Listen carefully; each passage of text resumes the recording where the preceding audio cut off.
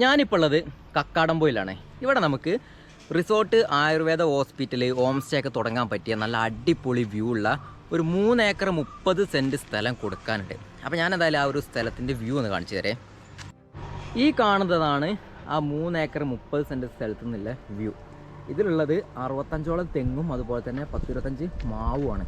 അപ്പോൾ വർഷം 25,000 രൂപയ്ക്കാണ് മാങ്ങ കച്ചവടക്കാർ ഇതിൽ നിന്ന് മാങ്ങ കൊണ്ടുപോകാറുള്ളത്. അതുപോലെ തന്നെ ഓരോ 3 മാസം കൂടുമ്പോൾ തേങ്ങ ഇടുമ്പോഴും 2000, 1800 ആ ഒരു റേഞ്ചിൽ നാളികേരം കിട്ടുന്നുണ്ട്.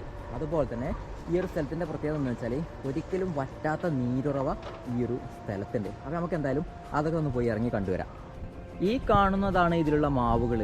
ഇതാ ഇതേപോലെ ചെറിയ ചെറിയ 25ഓളം മൂവാണ്ടം മാവുകളാണ് ഇതിലുള്ളത്. ഉണ്ടല്ലേ, ഇപ്പോൾ ഇതൊക്കെ ഇങ്ങനെ പൂത്ത് കായ്ച്ച് നിൽക്കുകയാണ്. ഒരുപാടെണ്ണം പൂത്തിട്ടുണ്ട്.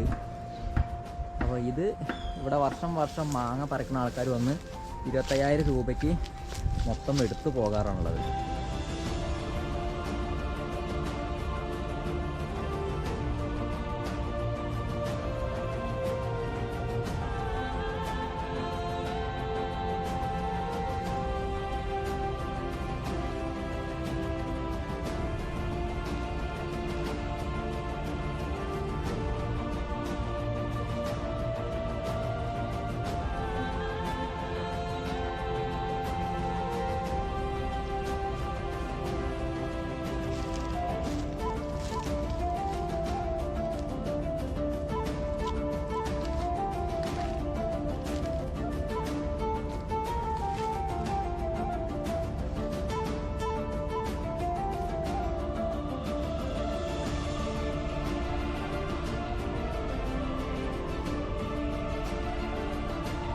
അപ്പോൾ ഇതാണ് നമ്മുടെ സ്ഥലത്തിൻ്റെ താഴെ ഭാഗത്തെ ബോർഡർ.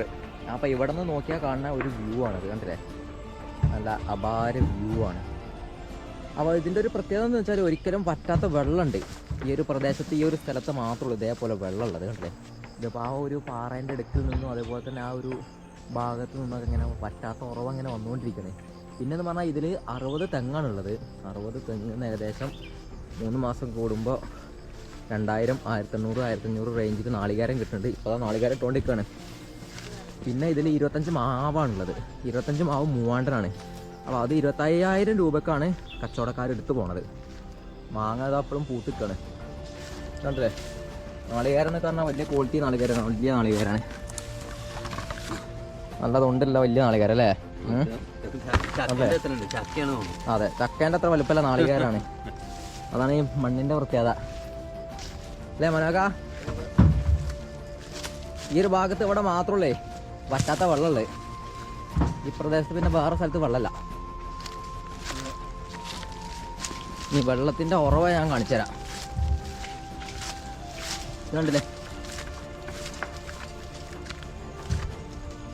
കൊടും വേനലേക്ക് ഇതങ്ങനെ ഒഴുകിക്കൊണ്ടിരിക്കുകയാണ്.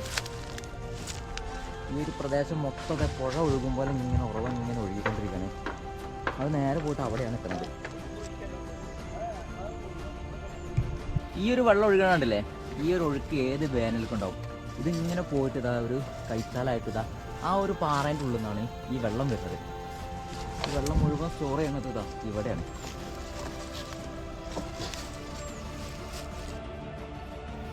ഈ സ്ഥലത്തിൻ്റെ വിലയും ഇതിനെക്കുറിച്ച് കൂടുതൽ അറിയാനും വേണ്ടി എൻ്റെ നമ്പർ ഞാൻ ഈ ഒരു വീഡിയോയ്ക്ക് താഴെ കൊടുക്കുന്നുണ്ട്. അപ്പോൾ ആവശ്യക്കാർ ആ ഒരു നമ്പറിൽ വിളിച്ചാൽ മതി.